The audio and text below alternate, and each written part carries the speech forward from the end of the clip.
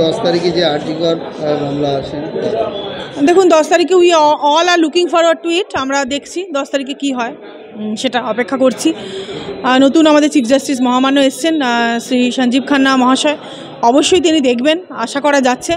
দেখা যাক 10 তারিখে মামলা হোক, তারপরেই বলা যাবে। সিবিআই তো তদন্ত ডেফিনেটলি করছে, আর তবে সিবিআই এরপরে আমরা সিবিআই আরও কী করছে সেটার দিকে তাকিয়ে বসে আছি। মানুষেরও বিশ্বাস স্বাভাবিক, এতদিন হয়ে গিয়েছে, এত দীর্ঘ একটা প্রসেস, মানুষের পক্ষে সমস্ত এভিডেন্স যেখানে নষ্ট হয়ে গিয়েছে, মানুষের পক্ষে বিশ্বাস রাখাটা সম্ভব হচ্ছে না, মানুষও আশা হারাচ্ছে। তবু আমরা ওই যে বিচারের বাণী যেমন নিভৃতে কাঁদে, আজকের দিনে দাঁড়িয়ে সেই অবস্থাতেই দাঁড়িয়ে আছে যে বিচারের বাণী নিবৃত্তে কাঁদে। এর বাইরে কি আমাদেরও বাণী, মানে মনের এবং মননের যে বাণী, সেটাও নিবৃত্তে কাঁদছে। তবু দেখা যাক 10 তারিখে হোক অন্তত, দেখা যাক কোর্ট কী পর্যবেক্ষণ করছেন, সিবিআই আর ফার্দার কিছু রিপোর্ট দেন কি না, তারপরে আমরা বলতে পারবো কেসের অগ্রগতি সম্বন্ধে।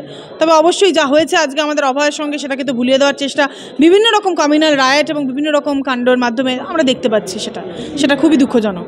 আমরা দেখছি যে অভয়ের মা বিচারের দাবিতে বিধানসভায় এসেছিলেন, শুভেন্দু এবং নওশাদ সিদ্দিকীর সাথে হ্যাঁ, দেখুন একটা ব্যাপার হচ্ছে, একটা রাজ্যে একটা শাসক দল থাকবে, অপোজিশন থাকবে, রুল অফ ডেমোক্রেসিতে বিভিন্ন বিরোধী দল থাকবে, এটাই তো খুব স্বাভাবিক, এবং তাদেরও রাইট আছে।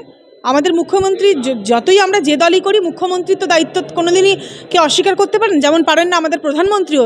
দল এবং জাতি সমস্ত কিছু নির্বিশেষে প্রধানমন্ত্রী কিন্তু আমাদের সবার, হিন্দুরও প্রধানমন্ত্রী, মুসলমানেরও প্রধানমন্ত্রী, বিজেপিরও প্রধানমন্ত্রী, তৃণমূলেরও প্রধানমন্ত্রী, সিপিএমেরও প্রধানমন্ত্রী, কংগ্রেসেরও প্রধানমন্ত্রী। ঠিক সেই রকমভাবেই সকলেরই অধিকার আছে সেই জায়গায়, যদি তিনি মনে করে থাকেন বিচার তার আজকে হাহাকার করছেন নিজের সন্তানকে, মানে রক্ত জল করে সেই সন্তানকে বড় করে মানুষ করে, তারা যাদের সঙ্গে মনে করেছেন যে আশার আলো পাবেন, আমাদের বিরোধী দলনেতা শুভেন্দু মহাশয়ের সঙ্গে দেখা করেছেন, আপনি আরও বলছেন আরও বিরোধী দলনেতার সঙ্গে দেখা করেছেন, সেটা তাদের অধিকারের মধ্যে পড়ে, মৌলিক অধিকার। সেটা তারা যেটা মনে করবেন তাদের এই মেন্টাল স্টেটে ডেফিনেটলি তারা করতেই পারেন, তাদের তো কোনো বাধা নেই আইনত। এই সঞ্জয় রায়ের মুখ থেকে কি নতুন কোনো নাম এসছে? দেখুন, সঞ্জয় রায়ের মুখ থেকে নতুন কোনো নাম এসেছে কিনা সেটা সিবিআই বলতে পারবে। এবার সিবিআইয়ের চার্জশিট বা ফার্দার চার্জশিট বা সাপ্লিমেন্টারি চার্জশিটের জন্য আমরাও বসে আছি, আশা করে যে কী নতুন তথ্য পাবো, কী নতুন ডেটা পাবো, কী নতুন নাম আসবে। ওই জন্যই বললাম আজকে 3 আর বোধহয় 7 দিন মতন বাকি আছে, ক্যালকুলেটিভলি 6 দিন। দেখা যাক 10 তারিখে যদি কিছু আমরা ডেটা অন্তত পাই, সিবিআই কী করে, কারণ যা কার্যক্রম আমরা পরপর দেখছি এই ক্ষেত্রে, খুবই হতাশ আমরা। ইনভেস্টিগেশনের দ্বারা আমরা স্যাটিসফাইড তো ডেফিনেটলি নই, তবু কি বলবো বলুন, মানে আশা তো রাখতে হবে, দেখতে হবে, দেখা যাক 10 তারিখ কী হয়, রিপোর্ট কিছু সিবিআই নতুন পেশ করে কিনা, আর কোনো নতুন মাথার ব্যাপারে। এটাই, ধন্যবাদ। এখন আমরা যদি আমাদের দেশটাকে নিয়ে একটু বেশি ভাবি, বাংলাদেশটাকে নিয়ে একটু যদি ভাবনা চিন্তা যদি কম করি, তাহলে আমাদের দেশের মঙ্গল, আমাদের দেশের একটা ভালো জিনিস হবে। তার কারণ আমাদের দেশ ভারতবর্ষ মোটেই ভালো জায়গাতে নেই। বাংলাদেশ যেমন একটা উত্তাল পরিস্থিতি এখন হচ্ছে, এটা তো সত্য কথা, দেখতে পাচ্ছি আমরা। কিন্তু বাংলাদেশের পরিপ্রেক্ষিতে আমরা যদি ভারতবর্ষকে কম্পেয়ার করি, ভারতবর্ষ কিন্তু কোনো দৃষ্টিকোণ থেকেই আমরা যে খুব ভালো আছি তা কিন্তু না। ভারতবর্ষেতেও দলিতরা আক্রান্ত হচ্ছেন। ভারতবর্ষের মধ্যপ্রদেশ, মহারাষ্ট্র, উত্তরপ্রদেশে আপনি দেখতে পাবেন দলিতরা আক্রান্ত হচ্ছেন, সংখ্যালঘুরা আক্রান্ত হচ্ছেন, কোথাও খ্রিস্টানরা আক্রান্ত হচ্ছেন। মণিপুরে কি হচ্ছে, এই সব ঘটনাকে ছেড়ে দিয়ে বাংলাদেশকে নিয়ে যদি উঠে পড়ে লাগে, বাংলাদেশকে নিয়ে যদি বেশি মাতামাতি করে, এটা ঠিক উচিত হবে না। আমি আবারও বলছি, বাংলাদেশের ঘটনা নিন্দাজনক, কিন্তু তার থেকেও বেশি নিন্দাজনক, তার থেকেও বেশি ধিক্কারযোগ্য আমার ভারতবর্ষে, আমার মহারাষ্ট্রে, আমার উত্তরপ্রদেশে, আমাদের মণিপুরে কি হচ্ছে, এইগুলো নিয়ে বেশি কথা বলুক। আর যদি বলা হয় যে বাংলাদেশের এই ঘটনাগুলো এত উত্তাল পরিস্থিতি হচ্ছে, এইসবগুলো হচ্ছে, তার পরিপ্রেক্ষিতে বলতে পারি নরেন্দ্র মোদী সরকার এর জন্য দায়ী। বাংলাদেশের ঘটনার জন্য এখন বলতে পারেন আপনারা যে বাংলাদেশ তো একটা গণতান্ত্রিক দেশ, সার্বভৌমিক দেশ, তার জন্য ভারতবর্ষের কী দায়ী? নরেন্দ্র মোদী পুরোপুরিভাবে দায়ী। তার কারণ নরেন্দ্র মোদী, বিজেপিরা যত বেশি কথা বলছে, যত বেশি এটাকে নিয়ে কাটাছেড়া করছেন, ভোটের বৈতরণী পার হওয়ার জন্য এটাকে নিয়ে রাজনীতি করছেন, এটা কোনোভাবেই কাঙ্ক্ষিত না, এটা কোনোভাবেই প্রত্যাশিত না। তার কারণ বিজেপি শুধুমাত্র ভারতবর্ষের সংখ্যাগুরু যারা হিন্দু সম্প্রদায়ভুক্ত ভাই বোনেরা আছেন, তাদের মধ্যে হিন্দু মুসলমানের যেটা বিভাজন, যেই বিভাজনের ওপর ভিত্তি করে বিজেপি টিকে আছে, সেই বিভাজনটাকে হাতিয়ার করে ওরা আগামী দিনে হাঁটতে চাইছে। সুতরাং বাংলাদেশকে হাতিয়ার করে বিজেপি এইখানেতে ভোট আদায় করার চেষ্টা করছেন। আপনারা দেখলে দেখতে পাবেন ওপার বাংলা থেকে যারা এপার বাংলায় আসার চেষ্টা করছেন তাদেরকে নরেন্দ্র মোদীর সেনা ওইখানেতে আটকে দিচ্ছেন বিএসএফ। কেন আটকাচ্ছেন? শুভেন্দু অধিকারী বড় বড় কথা বলছেন কলকাতার মাটিতে দাঁড়িয়ে।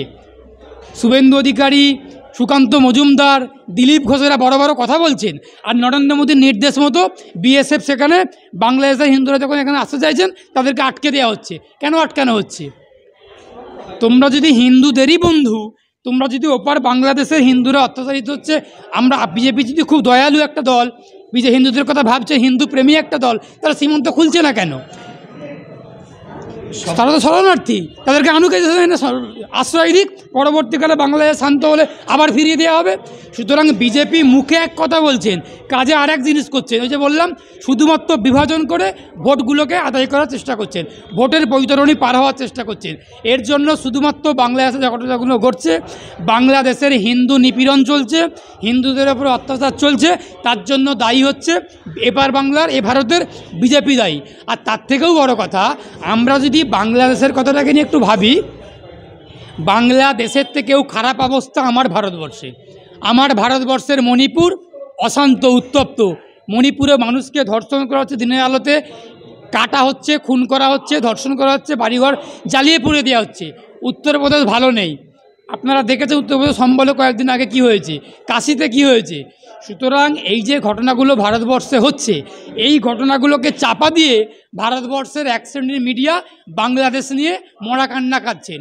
আমি আবারও আমার বক্তব্যের মধ্যে দিয়ে বলছি, বাংলাদেশের ঘটনা অত্যন্ত উদ্বেগজনক, কিন্তু এর জন্য দায়ী নরেন্দ্র মোদীর সরকার, বিজেপি সরকার। এর জন্য দায়ী, একমাত্র দায়ী। যদি বিজেপি এটা নিয়ে ভাবনা চিন্তা করত, যদি বিজেপি প্রকৃত অর্থে চায় যে বাংলাদেশের হিন্দুরা সুরক্ষিত থাকুক, তাহলে বিজেপি কোনো একটা পদক্ষেপ নিত। শুধুমাত্র ভোট নেওয়ার জন্য বড় বড় মুখে কথা বলবো হিন্দুদেরকে ভাগ করার জন্য, আর আসলে সীমান্তকে আটকে দিয়ে হিন্দুগুলোকে ওই পরে মার খাচ্ছে, মরুক তারা মরুক, এখানে আমরা তাদের ছবি দিয়ে ভোট আদায় করবো, এটা কখনো হতে পারে না। হিন্দুরা বুঝে গেছে বিজেপি অ্যাকচুয়ালি হিন্দুদেরই শত্রু। কিন্তু সব থেকে বড় প্রশ্ন উঠছে, যেখানে ইসকন সাধু গ্রেপ্তার হচ্ছে তাই নিয়ে আন্দোলন হচ্ছে, কিন্তু ওখানকার যিনি আমাদের ভারতের যে জাতীয় পতাকা সেটা অবমাননা করছে বিজেপি সব একশো। দেখুন, বাংলাদেশের মানুষগুলোকে নিয়ে আর কি বলবো, ওপার বাংলার পূর্ববঙ্গের মানুষকে নিয়ে আমরা পশ্চিমবঙ্গের মানুষ আর আমাদের একটা কী বলার আছে। ওদের কিছু কিছু, আমি তো পুরো বাংলাদেশবাসীকে খারাপ বলতে পারি না, যেমন গোটা ভারতবর্ষের মানুষকে আমি কেউ খারাপ বলতে পারে না, আমরা বলতে পারবো না। কিছু কিছু তো মানুষ খারাপ আছেই। এখন আমি যদি খারাপ হই, সবাইকে যদি খারাপ বলা, এটা তো উচিত না।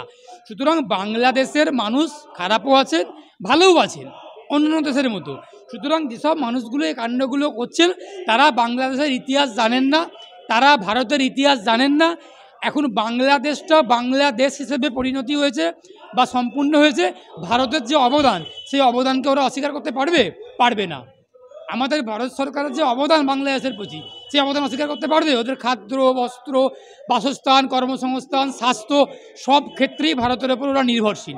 সুতরাং ওরা যদি আমাদের জাতীয় পতাকাকে পুড়িয়ে দেন, অবমাননা করেন, পায়েরতে মারিয়ে যান, এটা আমাদের তো কিছু করার নেই, আমাদের কিছু বলার নেই।